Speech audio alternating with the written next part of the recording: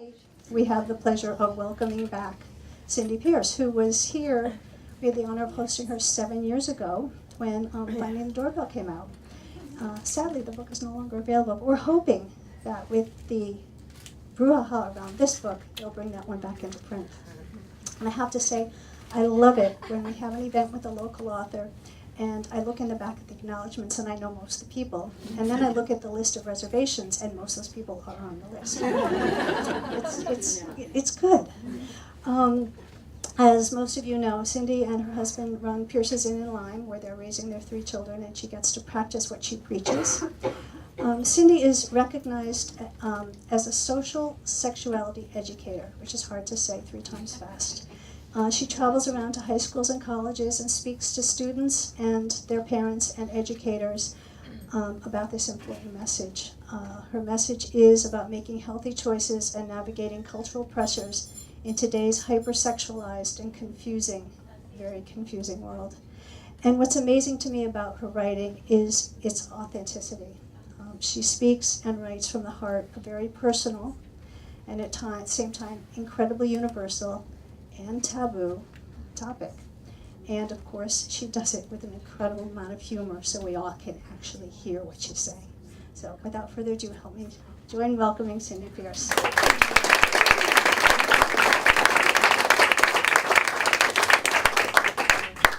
Alrighty. I'm gonna use this. I have notes because I'm a drifty middle-aged woman. And it's essential. And the head injuries over the years, it all comes together when you're 50. So I just want to say social sexuality person. That's why that term I use is because I have no science. I have none of the, I teach nothing about I mean, I remember when my oldest kid got to 5th grade, I learned so much giving him a quiz on sex ed. I was like, wow, I didn't know that term. He's like, Mom, you do this stuff. I'm like, no, this is not my realm. I know none of this. Yeah, I'd never heard the term nocturnal emission. Hadn't heard it, Learn a lot. So it is so fun to have people here. Many people in this room contributed to this book. Many. Some people are actually like Terry Ashley and Riley O'Connor. They're right in there. Jane Esselstyn, a nurse, sex educator. She's in there. And then there's Robbie and Connor in the back, the only young people here. Those guys contributed a lot. 2 Dartmouth students. I've learned a lot from them. But then I look around, and there's so many people who have really contributed to my whole gig here. And I mean, for starters, my mother, of course. I'll refer to her a couple times. She's here, Nancy Pierce. And Leanne Moshe was my first director in my first show. And just many of you have contributed over the years in many ways. My good pals here, my coven, missing one of the coven, but Elizabeth and Kristen and Jane, they're all here.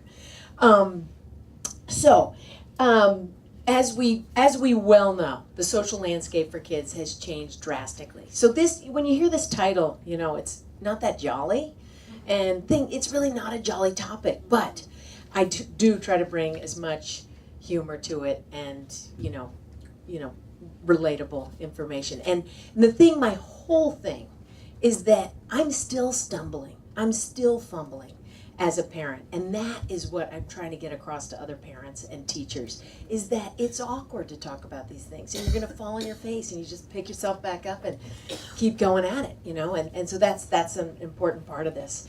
But, I think so many parents are overwhelmed by what's out there. And so many teachers and coaches, they just think, well, someone else will take this on. It's a lot. But kids really need us to help them navigate this world. I mean, they are desperate for help. Even when they resist and give you the, they want to hear what we say, And then parents are like, oh, I'm just, there's too much to read. This is what really motivated the book, is that for so long I was saying, well, read this, and then there's this resource, and there's this resource, and this person's talking about porn, this person's talking about, sex ed, this person, and I'm trying to bring all these people, but people are just like, it's just too much, I'm so busy. And we really are busy, like, I got it, like, yeah, we're busy, and some of us are making busy, and sometimes when we're making busy, like, I think back and when all I had to do was like get the dishes in the dishwasher before I picked the kid up, and I was so busy. And then I'm writing a book, juggling a million things, getting way more done, and I'm so busy.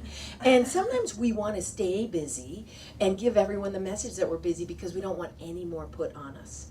And so it's a way to just like, I'm so stressed, I'm so busy, don't come near me with any more stuff. And it's because there's so many choices in the world for us. So these resources to help us with parenting, these resources to help us with sex ed, there's so many that it's overwhelming. So we need to bring the pulse down. And choices, our kids, think of what up there, back in the 70s, I was struggling. Do I want to watch Bewitched or Gilligan's Island? This is so hard. Now they have 900 channels and Netflix and Amazon Prime. And then after a while, they're like, I'll just go watch the thing I watched 8 times. I'll watch it again. It was our life was so simple back then, and it's just now there's too many choices for both the adults and the kids. And all you have to do is walk into a CVS or a Staples too. I remember, or Kohl's, buying underwear for my daughter. I'm like, Hanes, Fruit of the Loom. Okay, I've narrowed it down, and then you start going in there, and there's 5 different styles. And then you're like, I take a knee on the floor of Kohl's. I'm like, okay, all right, here we go. Okay, this color, but I don't like that color. I had to have a lay down. I turned to my daughter and said, I'm going to have a little lay down. You go look at some other things, and I'm just going to rest before we choose. Okay? She's like, oh, okay. It's just too much. Had the same thing buying a razor, for God's sake. There's you buy 2 for this price, and then you get this big. It's too much. We have too much clicking through our heads, all of us. So you have to actively reduce the input we have going, and we have to teach our kids to actively reduce. And that means we need to model it and simplify our lives and keep the pulse down. Now all the reasons why parents avoid talking to their kids about sex in particular, or anything related, is there's a lot of good reasons. They just think, it's just a lot of information. They want to trust that, well, it'll work out. The teachers will do it, the school will do it, the doctor will do it in that 20 minutes. They'll cover everything, I'm sure. In that yearly appointment, they'll just take it all down. Those teachers, yeah, and then people even go and they rail against the schools who are not teaching about sex ed. They should be, and they should be doing this. And teachers I will tell you, I was a teacher. You're maxed for starters. Then even if you're comfy talking about those things, and I've been comfy for a long time, you've got the parents who are like, you need to be teaching this, this, and this. Then you have the other side say, I want you to say nothing. This is not your place. So you're constantly juggling this, and they're up. It's daunting. You just pull away. First of all, and they say 5th grade, that's way too late, people. Way too late. So, the school cannot, this public schools particularly, cannot take on sexuality education. It's not their job. The primary sexuality educator is a parent. Both parents need to be involved in that. And parents love to be like, it's not my department. My husband will do it. Or, you take the girls, I'll take the boys. We need to all be involved and engage in those conversations. And another thing is, the head in the sand, hoping for the best and just trusting that it'll work out is the worst plan. But so many people go with that plan. That's the basic plan. That's American sexuality education. It's just gonna back out here. But we need to step in. We need to step in. And a big part of it too is not knowing. I think the world is moving so fast and so many things are changing that people feel oh my gosh, I think I'm so behind that I don't know enough. And our culture, particularly in Precious Town, Norwich and Hanover, where there's many, many brilliant people, and not knowing is not really a thing. And so no one can admit that they don't know. And so we have so many inept, after being a teacher, working in the school, you're like, wow, these parents, they really don't know a lot, and they're not really open to much help. So they know it all, or they're smart enough to figure it out, and they storm on, and they won't get the help. And I am so grateful to be the 7th child in growing up in Precious Town, USA. There's always someone who's smarter, always someone who's more athletic, always someone who's more creative. So you're just sort of floating around in the middle. That was the most awesome thing that happened to me in my life. Because in my family, if I sort of like, or if I thought it was kind of funny, I'd bust out a joke. The older siblings in college would be like, nah, that's not funny, actually. I got the honest, harsh feedback, which was great, because I worked on it, and got a little funnier. Still not the funniest person in my family. Everyone's like, oh, you must be so funny in your family. No, middle of the pack. And marinated in humor my whole life. And so it's just kind of good. Not knowing has made me a better, because I go and get the help I need. Now, another thing, a great example, if you haven't read about or heard about, it's been on NPR, I can't remember her name, The Drift. She wrote The Teenage Brain. And med students, this was a really interesting part of what in her interview, is that medical students, they cannot learn everything. They're now training medical students to just learn sort of how to get the information they need. They cannot learn all those facts. There's too much to know now. So it's not a matter of retaining all this. It's a matter of knowing where your resources are. I've been rocking this my whole life. There's only so much capacity and attention span, so you got to work with like, all right, I'm just going to compartmentalize that, and I'll go to that resource when I need it. And that's how we have to do it as parents and as teachers, and get the help we need and get clued in. So that's my book, is sort of to jumpstart, like, here's what's going on in the culture, and it's going to change in 5 minutes, but the same thing applies. Like, bust in there and get it going. Oh, I'm already ahead of myself. Love it. So every parent says, I want my kid to be like grow up and be sexually comfortable and healthy about their body and really at ease with sexuality. Yet, we're hoping someone else will take that job on, right? We're just like, can someone just make it happen? We have to invest in that. And we also want them to be able to, like with their devices, we want them to grow up and self-regulate how much they're on a screen and how much what they're consuming in the culture and what they're consuming from their peers. We want them to have a very keen eye. But they're not going to get that just because we hope or we think or we trust like that it could happen. We need to actively get in here. And here's the hard part about sexuality education. You need to start the conversations early, and they need to happen often. So, and this is the thing, is that really early means you need to start talking about kids, about sexuality when they're little, about body parts. It starts there. And, yes, awkward, painfully awkward. But the beauty is they're so little, and they have such short attention spans that you can fall flat on your face and be like, okay, I'll redo that tomorrow. Next bath time, I'm on that. I'll get that down. So really, it's going to go badly. And you keep thinking, well, with the next kid, I'll be better. I rocked 3 kids through this, and the third one was probably the most disastrous, just because you can't predict what they're going to say, the questions they're going to ask, and then you get super comfortable, and every kid, I feel like they have a sixth sense. Like, you're like, here we go, check me out, I'm busting out this information, here we go, yeah. And then they ask the question that launches you off the cliff without, like, any sort of thing, no safety net, and you're just like, okay. I mean, and each kid had that for me. It went along smoothly, and then right at the end, they just dropped the bomb. And my threshold is high.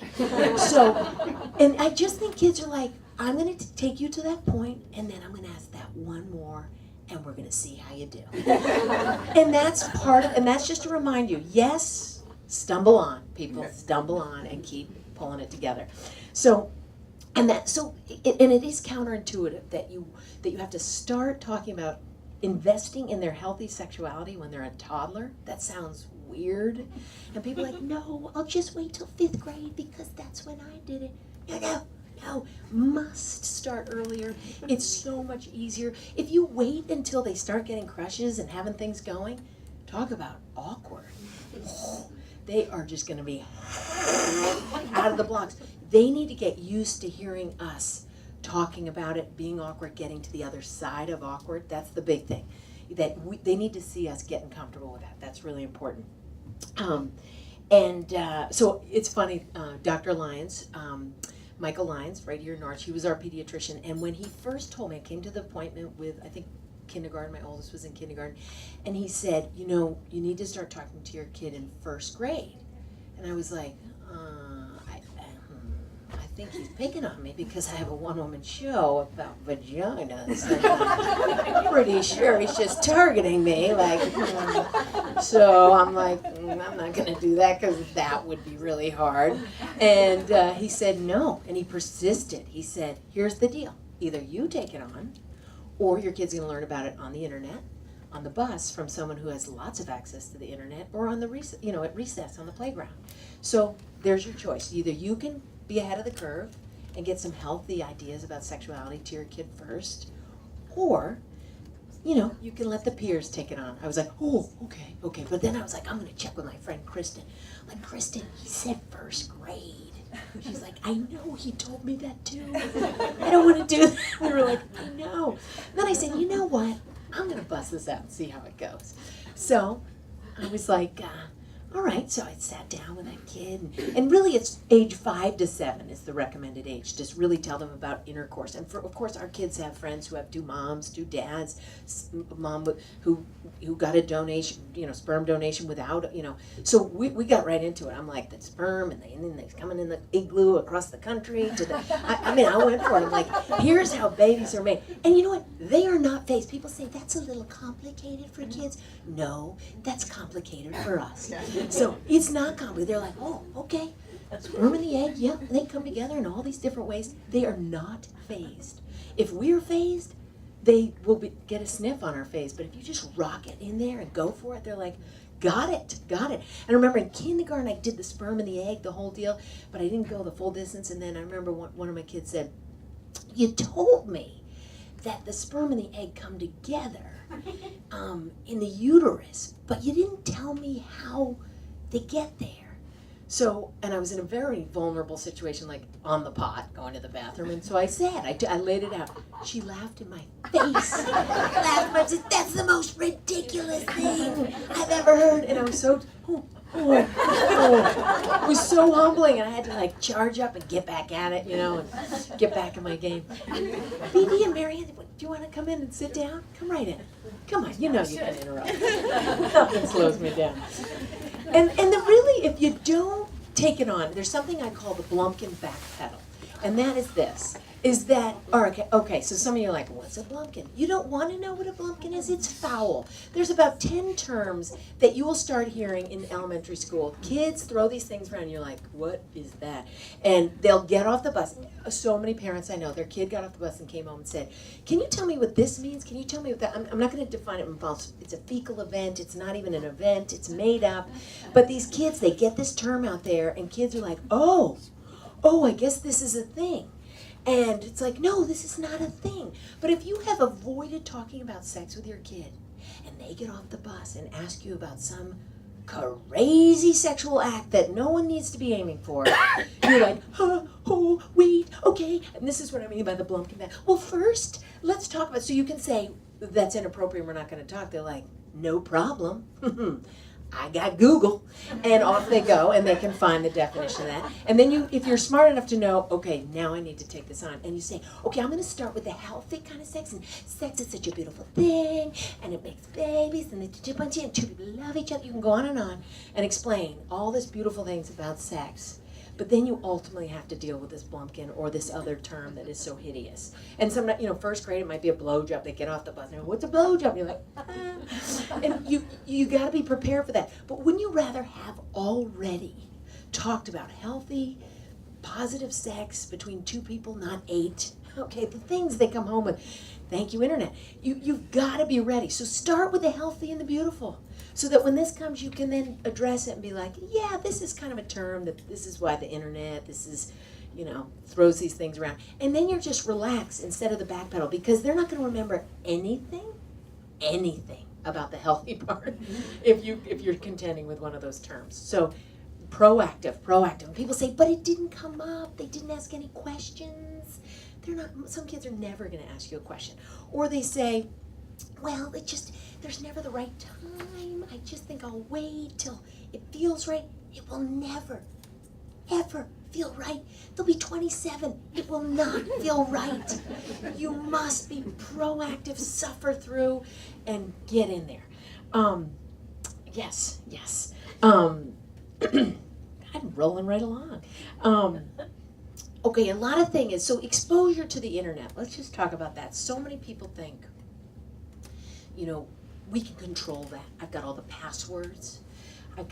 That's a full-time job. That's a full-time job. Just if they've got a Gmail account, and then all of a sudden they're on Instagram. I mean, once they're teenagers, and they've got a phone, and so I see parents. They're like, "Oh, I've got it. I know all their passwords." And first of all, not building trust, sneaking around, checking on their phone, checking on this.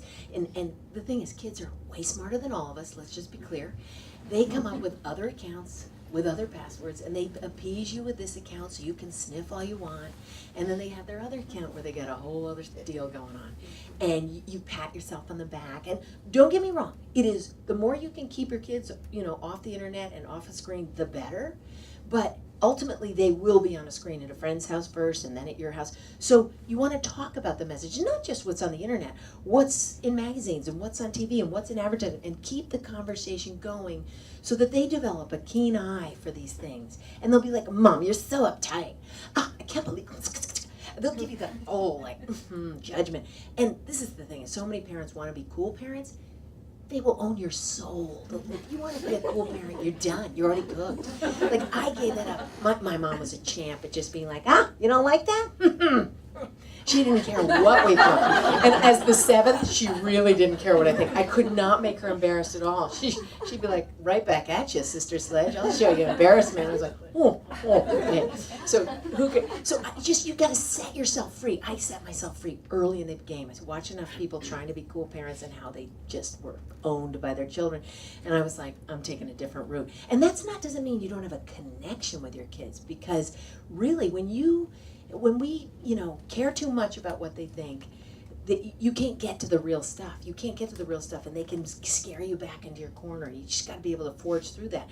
And I am a social liability for my children at all times, and that sets me free. It sets me free. I can have boundaries and be clear and do what I want. And if they start getting snarky, I will sing in the co-op. You want me to sing? I'll bust out a song right here. You ready for that? And they're like, I know you will do that, so I'll get right back down on those granola bars with the high fructose corn syrup. Thank you very much. I'll go around the corner here. They know I will sing. And it's just so great. Set yourself free. If you don't care, you can keep at it. But what I was so helping them develop the keen eye, I was going to say the passwords. That kind of control is just not realistic. It's just not realistic. We need to just keep having the conversations about what's on the internet and why we don't want them exposed to it. And that doesn't mean they won't do it. It's such a long investment.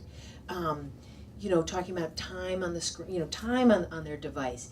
They won't listen to you. As a family, we decide how much time is reasonable. Yes, they push it. Yes, they love their phones, and waiting till a certain age till they can get a phone. I learned from my parent guru, Wtih, like, make them buy the phone so when it cracks, they pay for it. Don't make it a Christmas gift. Don't make it a birthday gift. They purchase it. They contribute each month to the plan, and when that's the case, they care for it and they take care of it. I do say to them, okay, every once in a while I'm going to ask you if I can just scroll through your text or look at your email. And that's an agreement that we had. And you can say no, and you can say yes. And if you say yes, and I see something that freaks me out, I'm not going to freak out. I'm just going to walk away. We'll talk about it later when my pulse is down. And if you say no, I'm going to say, I want you to think about why you don't want me to look at those. And that gets them sort of thinking, that text was a little dicey. My parents wouldn't approve of that, and I don't want them to see it. And that's okay. I'm not going to sneak in and look at it. It's just like, think about why you don't want me to look at that. And that gets them looking at their own behavior and thinking twice about what they text. And that's an investment over time. Our kid, I see my son, he's on the couch texting all his buddies like, dude, like, I'm sure he's saying, dude, like, I don't know, because I don't look, but it's like, let's get over here, we're going to go build trails, we'll do this. So it's like a lot of texty sitting on the couch, beautiful day. Finally, the boys come over. These big boys. We have this huge rambling inn, but they choose our funky, dusty, musty, cluttered office. Something positive about that room for them. And these big guys sit down on the couch, and they all pull their phones out, and they're all texting. And this is what I say, hey, fellas, how about you all go home back to your house and you can sit on your own couch and text each other from there. I'm like, come on. Like, what, you're trying to get together, then you get together and then you're like texting other people or texting each other across the room. No. Either get outside, but I would save a lot of bags of potato chips if you just stayed home and texted from there. And they're like, okay. And I always say, engage with the people. And my son's always like, I hate that phrase. And then his friends were over one day and they pulled their phones out. He's like, hey fellas, engage with the people. Straight up, not even mocking his mother. He was like right there with me. I was like, there's my boy. So talking like so awkward. We see here kids say, oh, that's so awkward. You know, I wouldn't want to do that. It's awkward. I don't like to call people on the phone. That would be so awkward. You know, I don't like to. I can't. It just so they're just like going along with things and just avoiding awkward.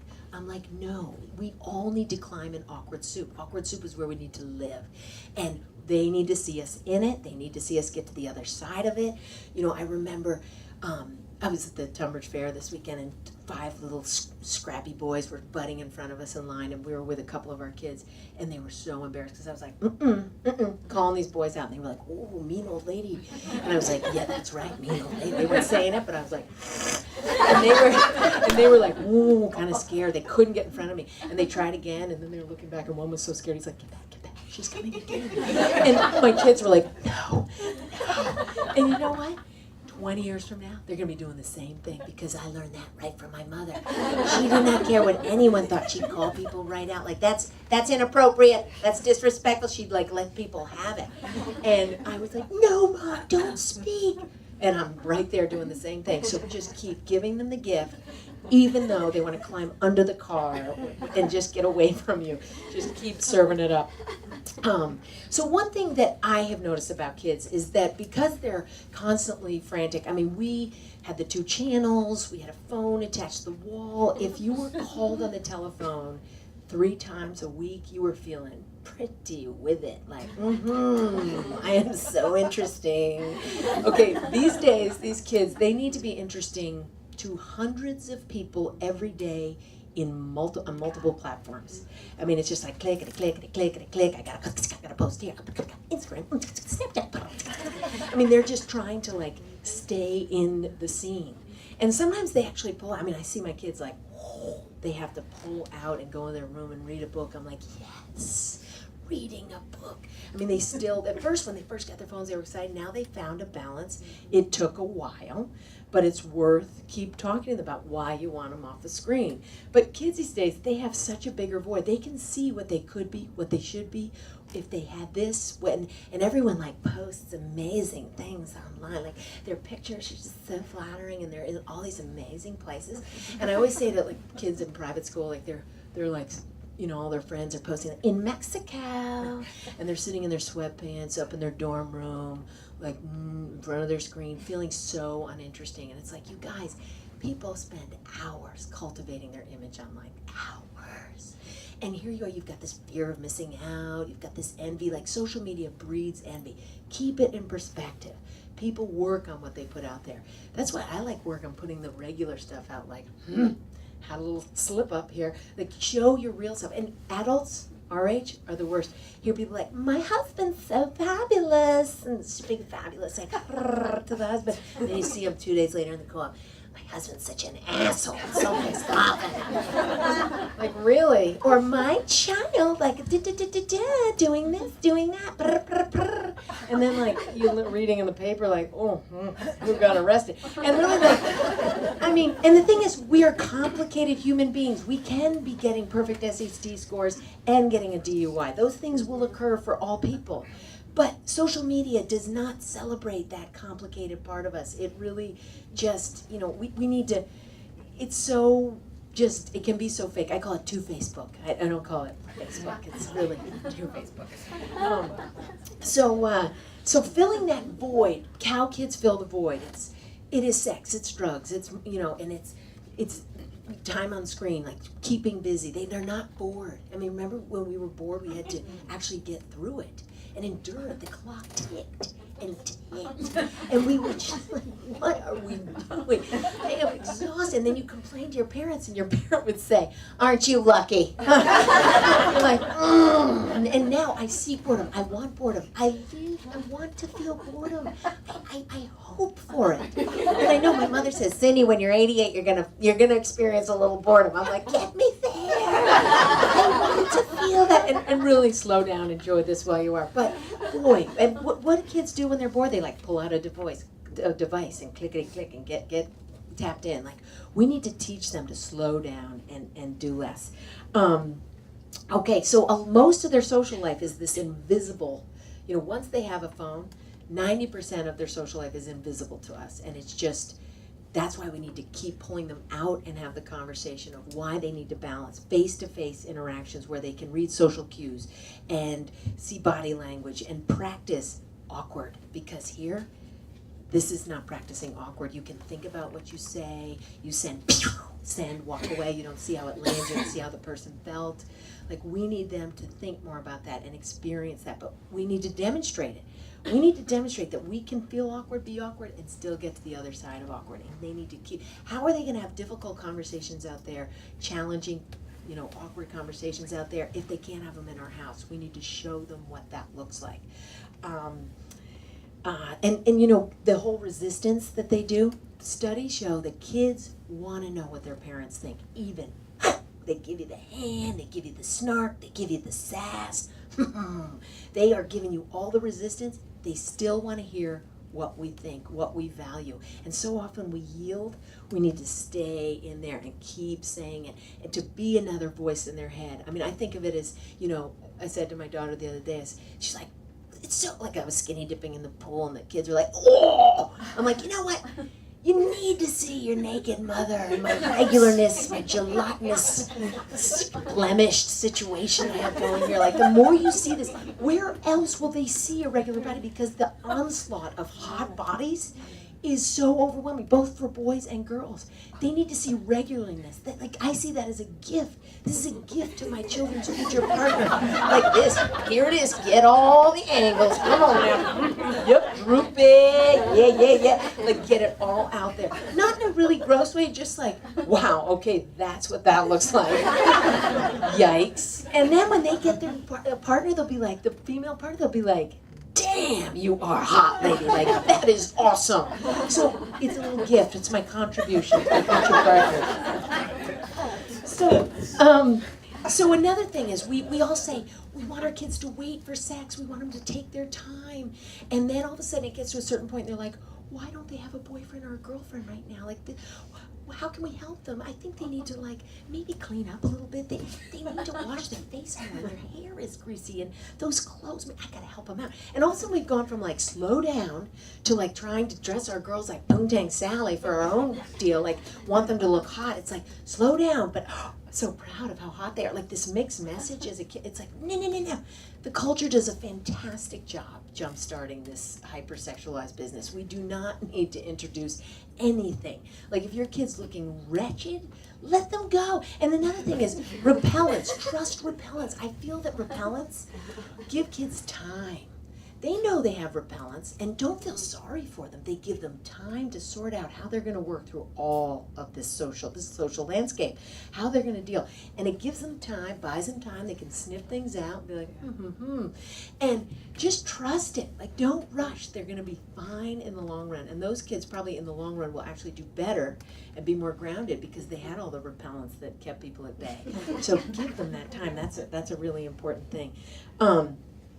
So hooking up, I just wanted to, this term, everyone's like, what does hooking up mean? So convenient, this term. It's very vague, just the way they want it to be.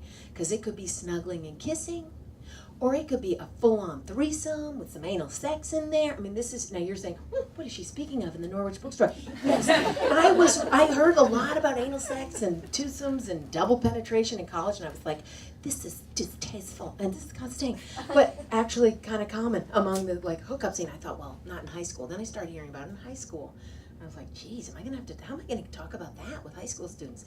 And then sort of, I talked to some older students at one school, and then I later spoke to the younger students, and a young woman came up to me and said, I heard what you talked to the older students, you should have been talking about that with the 9th and 10th graders because they're already doing that too. And I was like, this is horrifying. And, you know, porn is doing a fantastic job of setting a tone. And everyone's like, well, my son doesn't look at porn because I asked him and he told me we have a really close relationship. He told me he doesn't look at porn. Well, they tried to do a study of men who don't look at porn in college, and they couldn't find a study group. Okay, I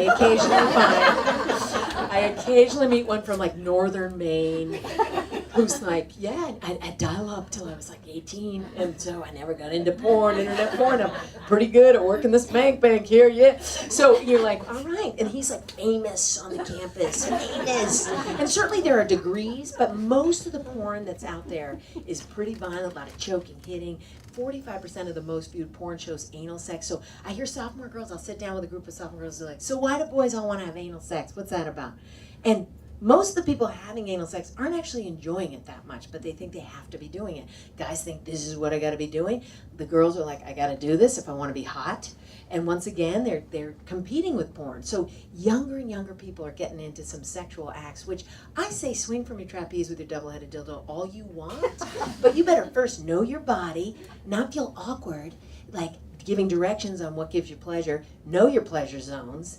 And so I always have to get a little Finding the Doorbell in there, but I feel like that's what the big message is. Know yourself before you're jumping into this. So this hookup that we are all like, you know, what does that mean? It could be anything. It's very convenient. For guys who are judged for not, you know, often, this is very stereotype, but, you know, when boys are giving grief like, dude, have you hooked up? Have you hooked up? And the guy's like, yeah. And it's very convenient because he may have just kissed someone, but he can keep from being called 2 words that boys use to keep each other under their thumb is they call them gay or they call them a pussy. What does that say about how they feel about homosexuals? What does it say how they feel about women when those terms are used?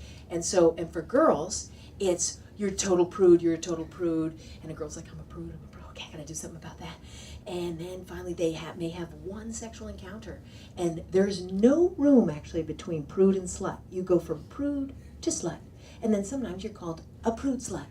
Okay, and girls are like, what? Where was the in-between? I thought I was going to be relieved, but now I'm a slut. And slut isn't necessarily how you're behaving sexually. It could be the person you hooked up with. It could be because you're wearing certain clothes. It could be because you've been annoying. And just, the word is like slut. And it's the same way, like girls and guys using the word bitch. I always say to them, you guys get it out of your vocabulary. Like everyone, my mom's a bitch. My sister's a bitch. My roommate's a bitch. And they're so easily used, like this degrading way of talking about women. And I just think, you know, get that word out of our vocabulary. And, you know, it just, when you talk to kids about that, they're like, okay.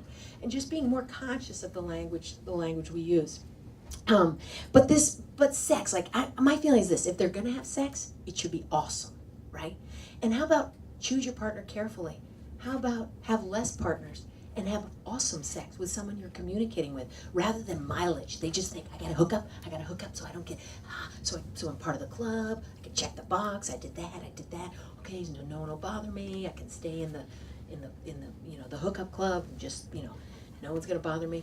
It's not really about, and when the research is now out, like I saw it from 11 years ago, hearing people talking about their hookups, it's like, is that awesome? No, it's either shameful, okay, like about the best you get is, it was fine, like, it should be awesome, come on.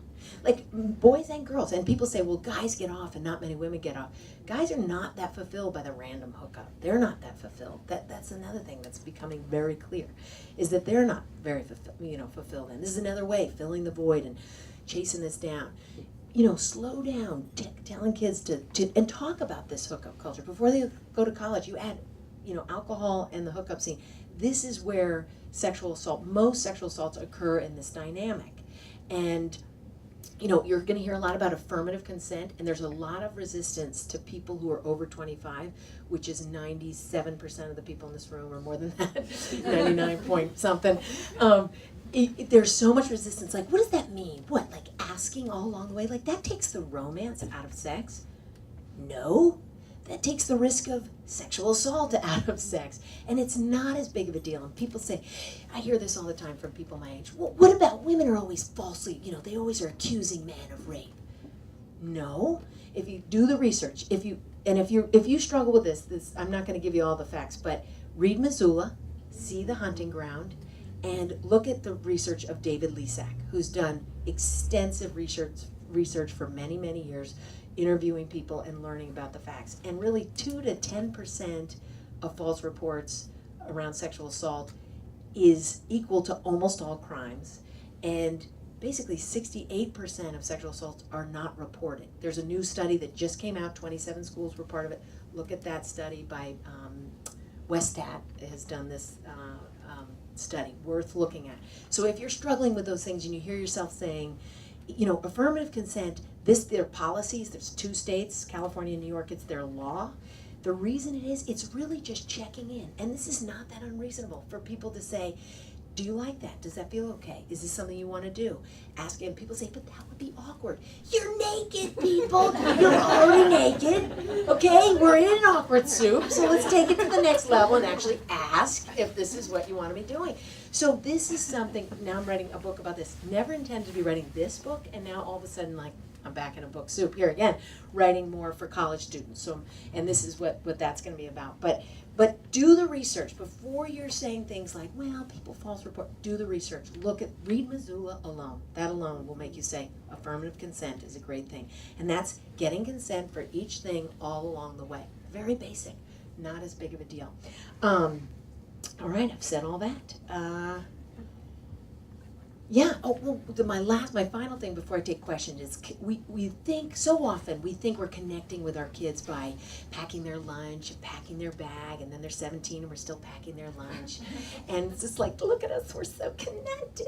Yes, I'm choosing his lunch, and that's not connecting. Like, connecting is actually having conversations, and that's why start early and often, and then you open the airways. Once they're used to you saying a lot of things that are out of bounds of comfort, they're just like, here she goes again. All right, here we are. I mean, one time Bruce came down, it's like 6:10, and he walks in, we're having a conversation about masturbation. He's like, 6:10, don't even have my coffee, and we are neck deep here. All right, let me heat up the water, and we'll give this a go. He's like, what is this family doing? And I was a little aggressive, and thank goodness he's in the picture, because he's like, slow it down. Okay, this would be where you stop. This is now over the edge. I'm like, thank you. I mean, that's why it's great if you have a partner to help you stay under control, because I would say everything if Bruce wasn't there. But this connection, I remember when we taught first grade at the Marion Cross School, we'd have parents come in, and they would come in and take the backpack off their kid's back, take the coat off, and the kid would be like, and the parent's like, this is our time to connect. And it's like, really? Because you're not connecting with your kid. You're talking to the other parent over the head, like chatting, doing a great job connecting with some friends. But this isn't connecting with your kid. So often we tell ourselves, look at us, how connected we are. No. Let your kids, like now we learned early, like let our kids make their breakfast and make their lunch in the morning. And we sit and we actually have conversations, and we're emotionally available. And if I start getting my nag on and start saying like, hey, do you have enough fruit in your, if I get that, I'm like, I get solitaire, and I play solitaire and just keep chatting, keep myself from bossing. But real connection is being emotionally available. And that starts so early, and it starts with these conversations. So thank you very much for listening.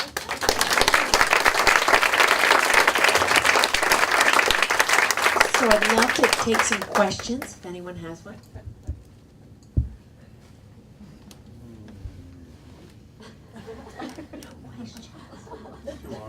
It's too long. Yes. When did no means no go from no means no to yes means yes? And what is your Good take on question. This is a great question. Nora asked, how did no means no turn into yes means yes? And that's been, I would say, it's enthusiastic consent. These other terms you'll hear: positive active consent, enthusiastic consent, affirmative consent. Those have been in the works for some time, but they haven't really taken. I remember speaking, I went to the University of Montana in Missoula, where that whole thing went down maybe 4 years ago, and I used the word enthusiastic consent. I had learned it from some of my mentors. mentors who were 21 at the time, could be their mother, and many of my mentors, the two young men in the back, could be my children. Soon they're going to be my grandchildren's age, right? So I learn a lot from these young people, and I learn like enthusiastic consent versus no means no. No means no. We've been teaching for so long; it has not changed anything. I know many survivors of sexual assault who said, "I said no multiple times, but that didn't change things. That didn't, you know."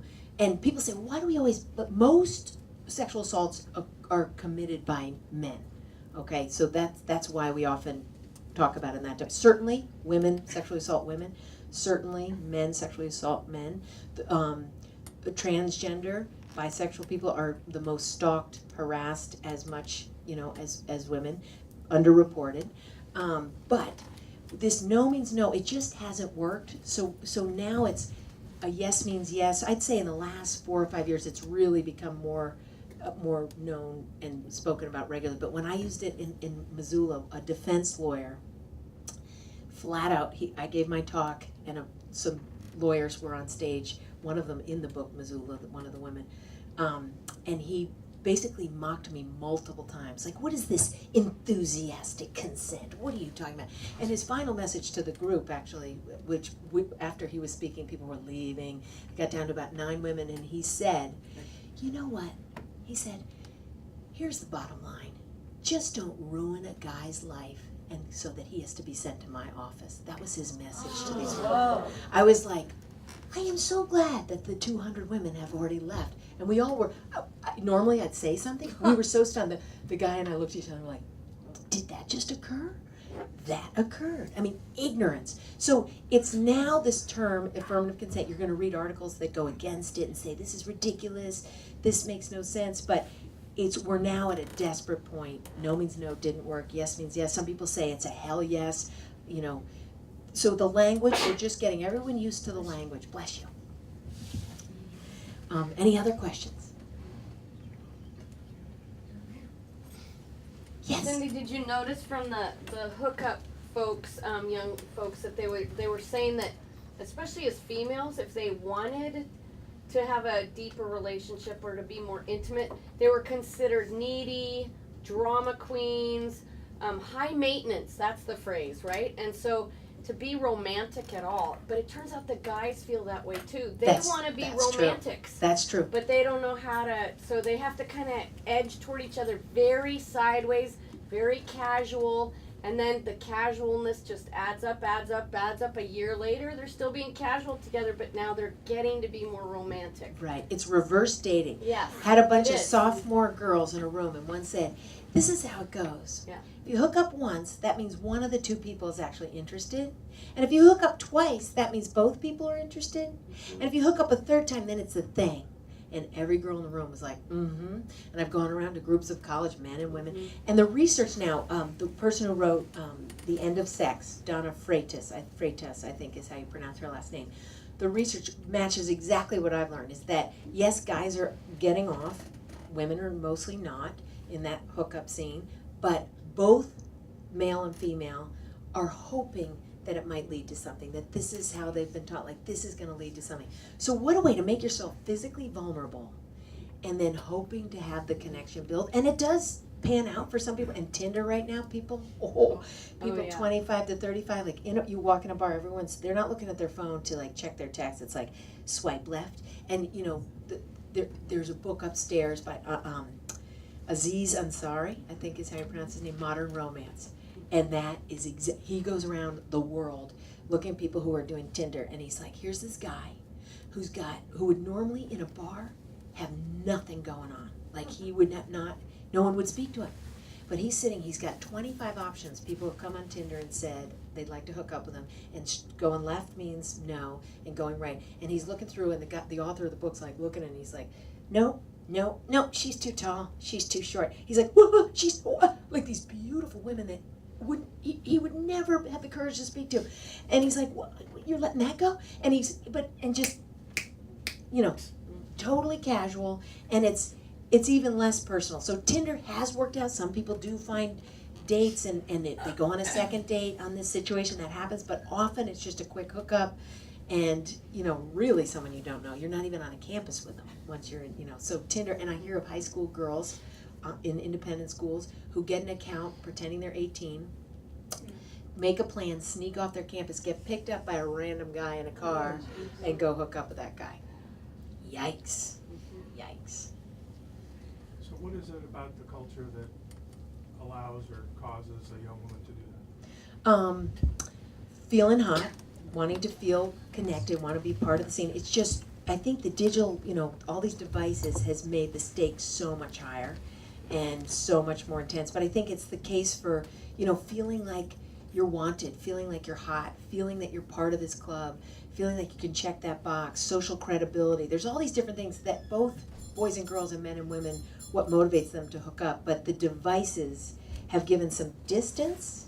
So while we're connected with so many more people, we're disconnected also. So it's 30 miles wide, 1 inch deep. And that's the digital age has made that just taken off. And yes, Lisa. Yeah, beyond strutting around the house naked in your very realistic body, do you have any other tips for letting the kids know that what's out there isn't real? Just keep, Besides telling them that, which, I mean, right. I only have limited credibility there. Right. So, and I'm going to admit it, they're Yeah. only going to believe me up to a certain point, and they're going to be like, yeah, whatever. But they're hearing you. They're going to resist, but they're hearing you. Okay. And then it starts, over time it clicks in. And, I thought that I was aiming for 40 for my kids to get some of my messages. I was like, by 40, if they say, this is a pretty good idea, I'll be like, score. And my kid got to 13 and he's like, you know what, Mom? The open sex thing, I am so thankful for that. At 13, I was like, Shazam. Yeah. But it's conversations, constant conversations, when they're watching a movie, or this is why I'm not, I'm not that psyched that you're watching this show. Let's talk about that message. Or, okay, my kids, they needed one more computer. I really did need a computer, but I just decided to use that opportunity to say, all right, each one of you is going to watch 3 TED Talks with me. And so it's someone else giving the message. So any chance they want something, you're like, all right, here's the ticket through. So sitting on the couch, and there are these great TED Talks that, I had them about porn, about social media, about media messaging. So you just take everything in the media, everything on the internet, every chance you see, take it and spin it into a conversation about what that message is. And it doesn't mean you're constantly bringing the hammer down, but there's so many opportunities in our face. When my kid was 7, he's in the back of the car singing Rihanna, whips and chains, and I like it. I'm like, radio off. Let's have a little talk about the whips and chains. I mean, my poor kids, they knew about vaginal reconstructive surgeries at too young, but they are not going into porn with, they're going to go in and be like, oh. I mean, they're going to see porn. I can't control that, but they'll know.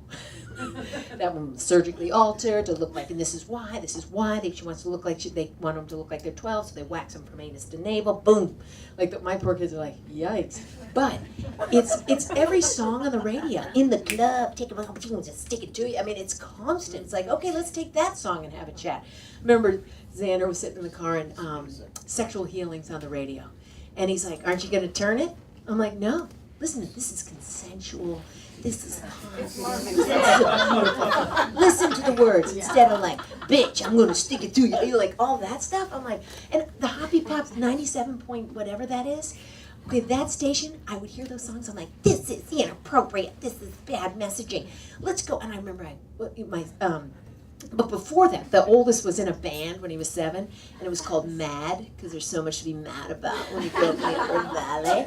And he was listening to, Deep Purple. What were all the things I had to write Chris and say, help me, Chris is my rock. Chris and I grew up together, and he used to listen to Pink Floyd, Deep Purple, what are the other ones? Yeah, hardcore stuff. And it was like dark, and all the guys had committed suicide or attempted and OD'd on drugs. It was just dark music. And my 7-year-old's like jamming to like Deep Purple and Pink Floyd. I'm like, this is really dark and sad. So I tried to get him onto 97.1, and then I got Stick It To You in the Club business, and I'm like, let's go back to the Dead guys. And then I went, Chris, what do you think about this music? He's like, it's awesome. And he gave me this whole reason why he needed to be listening to Pink Floyd. I'm like, I'm all for Pink Floyd. And then they're back to that 97.1, and they all just love that. But you listen to those songs, every third song gives you an opportunity to have a 15-minute conversation about all of it. It's endless. All righty. Okay, I'm going to let you go because you've heard enough out of me. And I'll be signing books. And thanks so much for coming out tonight. Thank you.